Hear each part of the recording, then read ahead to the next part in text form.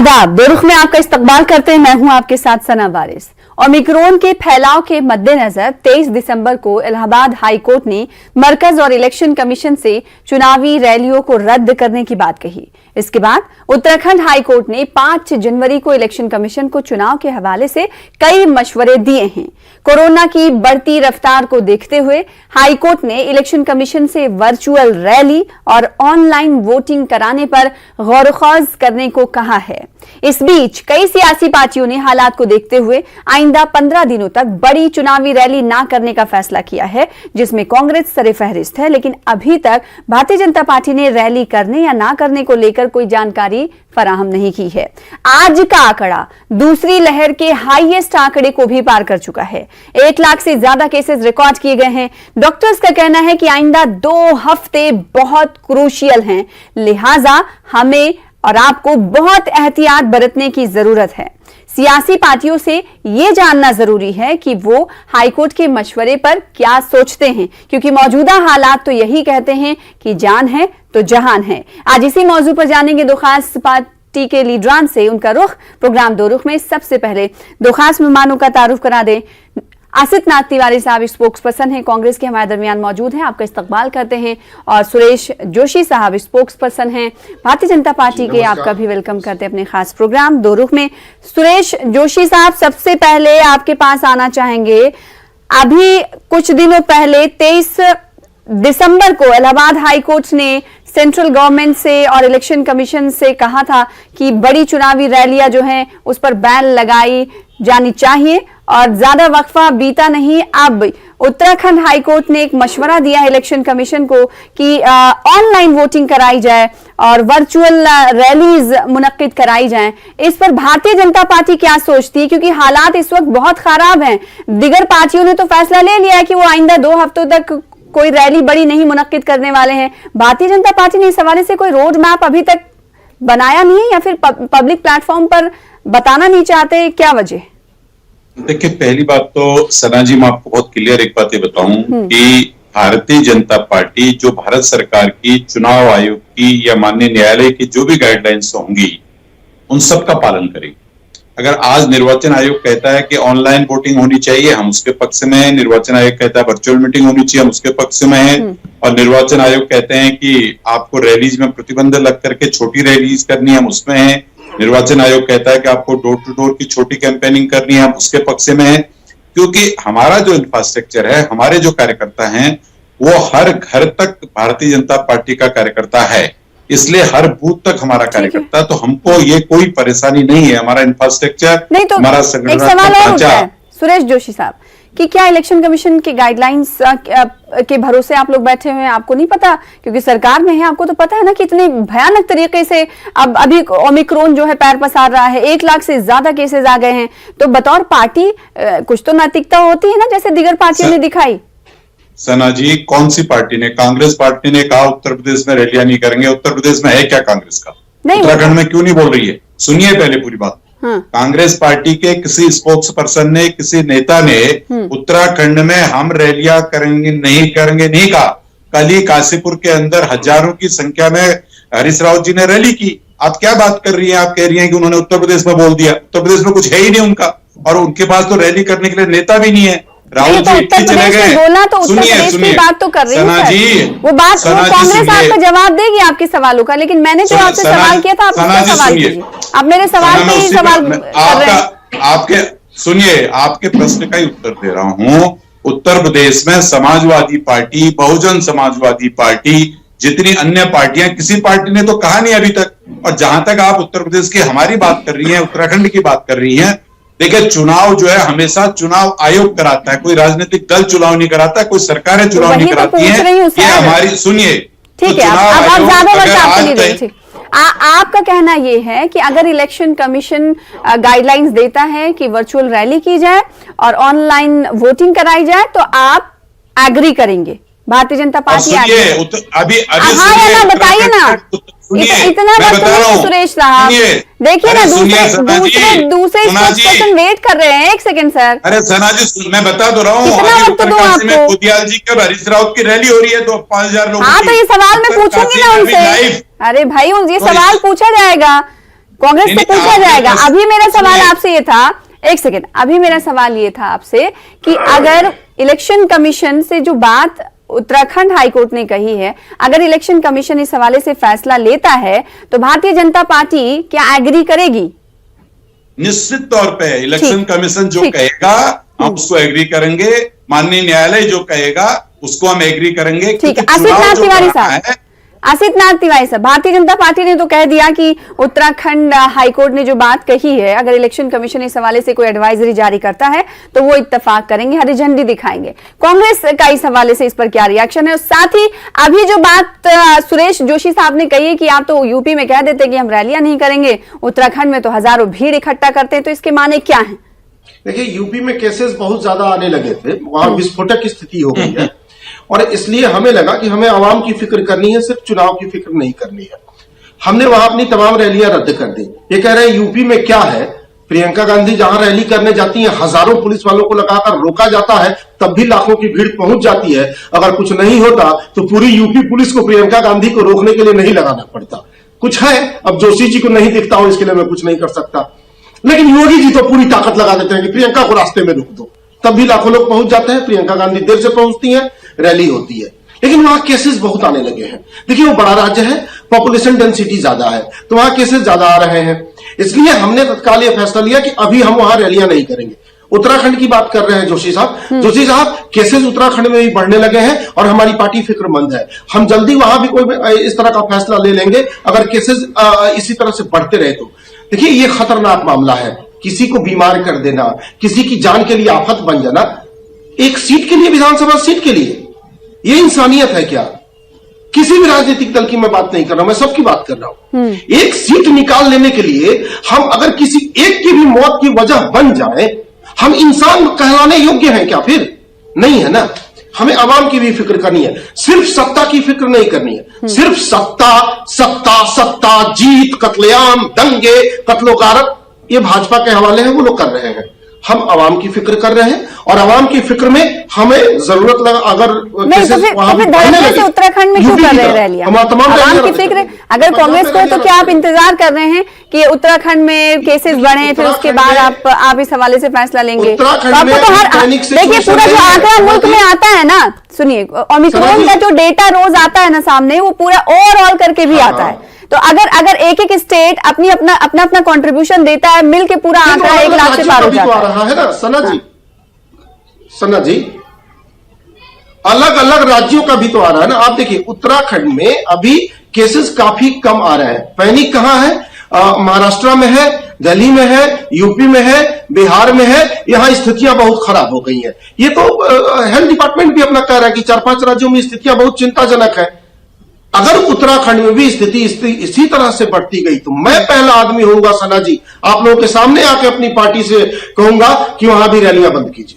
और मुझे पूरा यकीन है कि कैसे वहां स्थिति होगी। मेरे कहने से पहले मेरी सवाल का जवाब नहीं गया। कांग्रेस ये कह रही कि वहां अभी ओमिक्रॉन के और कोरोना के केसेस जो है कम आ रहे हैं, लिहाजा अगर ज्यादा आते हैं, इंतजार में है कि अगर ज्यादा आएंगे तो इस हवाले से फैसला किया जाएगा। अब ये तमाम फैसले भारतीय जनता पार्टी को मुंह चिढ़ाते हैं कि पूरे मुल्क के ज्यादातर स्टेट्स में आपकी सरकार है, तो आप क्या कर रहे हैं? सना जी, पहली बात तो तिवारी साहब ने कहा कि प्रियंका जी की रैलियों को हजारों पुलिस वाले रोक रहे हैं। हम कोई रैली नहीं रोक रहे हैं। प्रियंका जी तो क्वारंटीन है खुद ही, राहुल जी वहां इटली पे है, हम कुछ नहीं कर रहे हैं। लेकिन हरीश रावत जी ने आज एक बड़ा बयान दिया कि उन्होंने कहा अगर प्रधानमंत्री जी 20 मिनट और रुक जाते, कोई बम थोड़ा ना फोड़ रहे थे चन्नी साहब। यानी इनकी घटिया मानसिकता देखिए कि प्रधानमंत्री के लिए कह रहे हैं हम बम नहीं फोड़ रहे थे। मतलब ये इतनी सुनियोजित साजिश कल इन्होंने की है पंजाब के अंदर कि ये हरीश रावत जी वहां के प्रभारी रहे हैं और हरीश रावत जी ने आज बयान दिया अभी कि कोई बम नहीं फूटने वाला था। यानी बम फोड़ने की तैयारी भी ये कांग्रेस कर सकती है। इतने मतलब जो है कि हद तक जाने वाली पार्टी है और इसके नेता इस तरह के बयान दे रहे हैं। तो जहां तक देखिए कोरोना की बात है, कोरोना का जो प्रश्न उत्तराखंड, उत्तर प्रदेश, दिल्ली से नहीं है। कोरोना पूरे देश में फैला हुआ है। अगर आप कहेंगे कि उत्तर प्रदेश में कम है, ज्यादा है, उत्तर प्रदेश तक आंकड़े देखेंगे तो बहुत कम है, महाराष्ट्र में ज्यादा है, आप मध्य प्रदेश में तो बहुत कम था। तो वही तो सवाल था सुरेश जोशी साहब कि हर स्टेट का कंट्रीब्यूशन होता है, फिर ओवरऑल केसेस का डाटा सामने आता है। तो हर स्टेट के कंट्रीब्यूशन को क्यों ना कम किया जाए, क्यों ना वर्चुअल रैली की जाए, क्यों ना भारतीय जनता पार्टी भी इस हवाले से सोचे कि उन्हें रैलियां नहीं करनी है इन स्टेट्स में। लोग ये जानना चाहते हैं कि अगर दूसरी पार्टी कर सकती है तो आपकी पार्टी क्यों नहीं? देखिए, हमारी पार्टी बहुरूपिया पार्टी नहीं है, हमारी पार्टी हिंसा पे विश्वास रखने वाली पार्टी नहीं है। ये जो है नहीं तो लोगों की जान की परवाह करने वाली पार्टी तो है ना। हमारी पार्टी ही लोगों की जान की हाँ, तो फिर कहां कर रहे हैं परवाह? सुनिए, इनके नेता ने तो बयान दे दिया, प्रधानमंत्री को बम नहीं फोड़ रहे थे हम। अगर प्रधानमंत्री अभी आज इस टॉपिक पे हम डिस्कस नहीं कर रहे हैं, उस टॉपिक पे डिस्कस नहीं कर रहे हैं। कल हमने दो रुख उस पर किया था, आप हमारे उस शो का हिस्सा नहीं थे। आज चूंकि ओमिक्रॉन की बात हो रही है और वर्चुअल और ऑनलाइन वोटिंग की बात हो रही है, इस पर आपका रिएक्शन? देखिए, मैं उस पर यही कह रहा हूं कि आज के दिन अगर चुनाव आयोग, भारत सरकार की गाइडलाइन आती है कि आज से रैलियां बंद, तो सरकार की क्या जिम्मेदारी है सर? सरकार में है ना। सुनिए, चुनाव कराना सरकार की जिम्मेदारी नहीं है, चुनाव कराना नहीं तो आप लोगों की जान की जिम्मेदारी तो आप पर है ना। बिल्कुल सना जी, हम पर है। हमने जो है कि हॉस्पिटल्स में, हमने जो है कि सोशल डिस्टेंसिंग में, हमने जो है मास्किंग में, हमने सैनिटाइजिंग में जो कोरोना के नॉर्म्स हैं, उन सभी नॉर्म्स का पालन करने के लिए उत्तराखंड की सरकार प्रतिबद्ध है। और हम लोग जो है कि हमारे यहाँ केसेस कम हो, टेस्टिंग बढ़े। हम जो आज 30,000 लोगों का टेस्टिंग करा रहे हैं, कल तक जो है कि 25,000 हो रहा था, कल 35,000 हो जाएगा। हमारे हॉस्पिटल्स में सारी व्यवस्थाएं हमने कर रखी हैं। सुरेश साहब, लोग जो सुन रहे होंगे ना, वो हंसते हैं ऐसी बातों पर। वो इसलिए हंसते हैं कि जहां से प्रॉब्लम की जड़ होती है ना, उसे हटाने की कोशिश की जाती है। उस हवाले से सोचना चाहिए हम सबको, पार्टियों को। आप तो कह रहे हैं कि जड़ की तरफ हमें देखना नहीं है, जड़ जो फूल देगा और उसका आउटकम जो आएगा, हम उसकी रोक के लिए उसकी जो पत्तियां निकलेंगी हम उन्हें काटेंगे। ये कौन सा तर्क होता है? जो गाइडलाइन आएगी, जो सरकार के नॉर्म्स होंगे, उसी का पालन करेगी कोई भी सरकार। अगर आप बैठ करके चैनल में हमसे कहेंगे कि लॉकडाउन कल से लग जाना चाहिए, मैं नहीं कह रही हूँ, मैं पूछ रही हूँ लोगों की जान माल के खतरे की जिम्मेदारी सरकार के ऊपर होती है ना, कि वो अपने लोगों की हिफाजत करेगा। चला रहे हैं, ठीक है। आसिफ नाथ तिवारी साहब, भारतीय जनता पार्टी तो ये कह रही है कि अगर कोरोना केसेस बहुत तेजी से बढ़ते हैं तो रोकथाम के लिए वो तैयारी में है, लेकिन इलेक्शन कमीशन की जिम्मेदारी चूंकि इलेक्शन कराने की, इंतखाबात कराने की है, तो ये उनका महकमा है, वो देखें, हमें इस हवाले से कुछ सोचने की जरूरत नहीं है। इनकी बातों से तो ऐसा ही लगता है।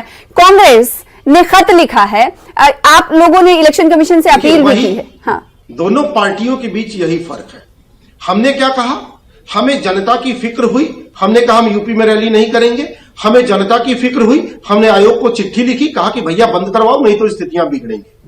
ये करें, तब चुनाव आयोग करेगा तो कर देंगे। चुनाव आयोग करेगा तो आपको करना पड़ेगा, नहीं करने का ऑप्शन कहां है आपके पास? चुनाव आयोग कहेगा कल से रैलियां बंद, तो आप कर लेंगे क्या? तिवारी जी, बंद मतलब जब तक कानून को जकड़ेगा नहीं, तब तक आवाम की फिक्र नहीं करेंगे।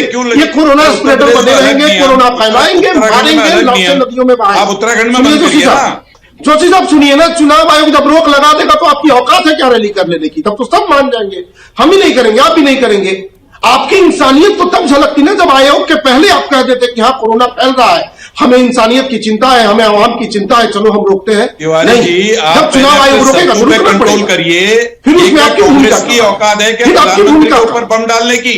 या हरीश की औकात है क्या कि जो कह रहे हैं हम बम डाल देंगे? क्या बात कर रहे हैं आप? नहीं, कांग्रेस बम नहीं मारती, वो गोडसे की औलादों का काम है। कांग्रेस का काम बम खा के मर जाना है। कांग्रेस की, सुनिए जोशी साहब, गोडसे की औलादें बम मारती है कांग्रेसियों को। 5 राज्यों में चुनाव में फिर आपकी औकात और आ जाएगी सामने। जोशी साहब सुनिए, मत करिए।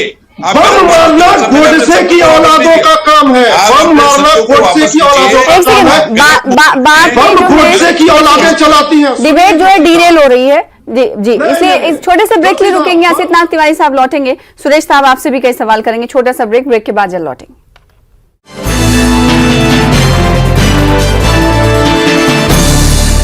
ब्रेक के बाद एक बार फिर से आपका इस्तकबाल करते हैं। आप देख रहे हैं खास प्रोग्राम दो रुख। मेरे साथ दो खास मेहमान हैं। असित नातिवाई साहब तर्जुमान है कांग्रेस के, सुरेश जोशी साहब तर्जुमान है भारतीय जनता पार्टी के। सुरेश जोशी साहब, लोगों की भी अब ये मांग हो गई है कि अगर सरकार चाहे तो वर्चुअल रैली कर सकती है और अब इलेक्शन कमीशन ने भी मशवरे दे दिए। तो मेरा ये सवाल ये है, क्या मशवरे जो दिए हैं इलेक्शन कमीशन को हाईकोर्ट ने, उस पर पार्टी कुछ चिंतन और मंथन कर रही है या नहीं, या फिर सिर्फ हाथ पर हाथ बैठकर, जैसे कि आपने कहा कि इलेक्शन कमीशन अगर गाइडलाइन जारी करती है तो आप उसके साथ चलेंगे, लेकिन पार्टी की तरफ से भी तो आगे हाथ बढ़ाना चाहिए ना। मेरा सवाल ये है। सना जी, पहले आप हिंदुस्तान की डेमोक्रेसी को समझिए, यहाँ के प्रजातंत्र को समझिए। जिसका काम जो है वो करेगा। हमारी सरकार है, हमें लोगों की हिफाजत करना हमारी ड्यूटी है, हमारा कर्तव्य है, वो काम हम कर रहे हैं। मुझे लगता है कि अभी एक आध दिन के अंदर हो सकता है कल ही को डिसीजन हो जाए कि भाई रैलियों में बैन हो जाएगा और आपके वर्चुअल रैलीज होंगी, तो निश्चित तौर पर चुनाव आयोग का आदेश आएगा, उसको पार्टियां पालन करेंगी, उसका पालन सरकार भी करेगी। तो कांग्रेस ने फिर ऐसा क्यों किया? कांग्रेस ने कहा किया? आप क्यों कांग्रेस के उस पर, आप कांग्रेस की प्रवक्ता बन गई, मुझे ऐसा प्रवक्ता नहीं बनी, जो कांग्रेस ने फैसला लिया। हेडलाइंस हर जगह चल रही है, अखबार उठाइए वहां पर लिखा हुआ है, और हर लोग यही कह रहे हैं कि जब एक पार्टी कर सकती तो दूसरी पार्टी क्यों नहीं कर सकती। जब कोई एक करता है, सुरेश साहब एक सेकंड, जब कोई एक पार्टी ऐसा करती है ना, तो सवाल ये खड़े करते हैं दूसरी पार्टी क्यों नहीं कर सकती। वही सवाल, बेसिक सवाल मैं आपसे पूछ रही हूँ और आपको समझ नहीं आ रही। सना जी सुनिए, आप लेवल दे रहे हैं यहाँ पर। उत्तरकाशी में आपके पत्रकार बैठे हुए हैं, उनसे पूछे हरीश रावत और गणेश गोत्याल 5000 लोगों की सभा कर रहे नहीं कर रहे हैं? लाइव चल रहा है अभी। अब आप कह रही हैं कि आप उन्होंने कर दिया, कहां कर दिया उन्होंने? वो जगह तो बताओ। अरे यूपी में कुछ है ही नहीं उनका। मेरा सवाल आपसे ये है कि क्या पार्टी की कोई नैतिकता नहीं होती है, पार्टियों की कोई नैतिकता नहीं होती है कि वो लोगों की जान माल की हिफाजत के लिए कुछ सोचे? सना जी, हमारी नैतिकता है, वही तो पूछ रही हूँ सवाल। हम कांग्रेस से नैतिकता नहीं सीखने वाले हैं, कांग्रेस हमें नैतिकता नहीं सिखाएगी। खुद मिसाल बनिए ना फिर।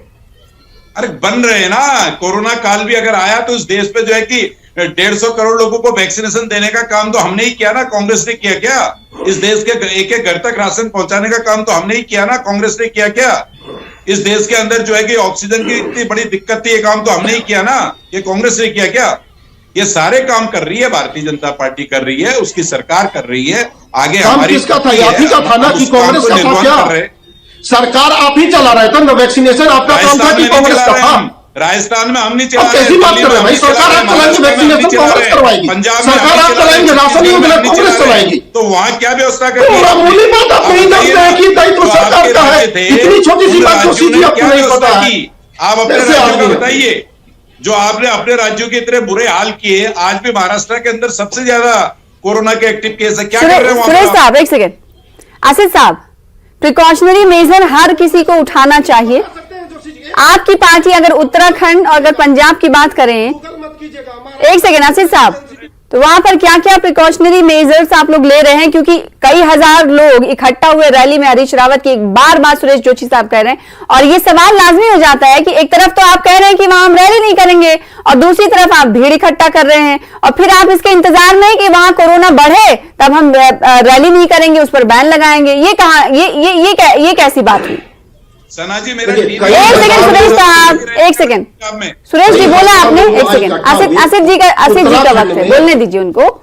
आपके पास लौटूंगी सवालों के साथ, एक सेकंड। हाँ, उत्तराखंड में कई हजार, इनकी पीड़ा यह है कि हमारी रैलियों में हजारों लोग इकट्ठा हो गए, इनकी रैलियों में 50 लोग नहीं पहुंच रहे हैं। लेकिन तो हजारों लोगों को इकट्ठा कर कोरोना बांटा जा रहा है। हम क्या करें? तो हम ये लगातार देख रहे हैं। आसिफ साहब, हजारों लोगों को इकट्ठा कर कोरोना बांटने का काम कर रही है क्या कांग्रेस? हाँ, वही मैं बता, सुनिए तो उत्तराखंड में अभी कोरोना की ऐसी चिंताजनक स्थिति नहीं है भाई। आपका हेल्थ सिस्टम भी चिंतित नहीं हुआ है। अभी तो स्वास्थ्य मंत्रालय भी मान रहा है कि उत्तराखंड में पैनिक नहीं है। तो वही बात तो है ना, तो क्या इंतजार में है क्या? जैसे ही पैनिक की स्थिति होगी, हम पहली पार्टी होंगे जो आयोग का मुंह नहीं ताकेंगे। जैसे ही पैनिक की स्थिति होगी, हम पहली पार्टी होंगे जो आयोग का मुंह नहीं ताकेंगे, अपनी रैलियां रद्द करेंगे। हम पहली पार्टी होंगे, जैसे यूपी में हम पहली पार्टी हुए। आप भी नाइट कर्फ्यू तो लग गया है ना? जोशी जी एक रैली करवा दीजिए ना, मोदी जी की थोड़ी संतुष्टि मिल जाएगी। नाइट कर्फ्यू तो लगा है उत्तराखंड में भाई। हाँ, नाइट कर्फ्यू तो सरकार ने लगाया है रात में।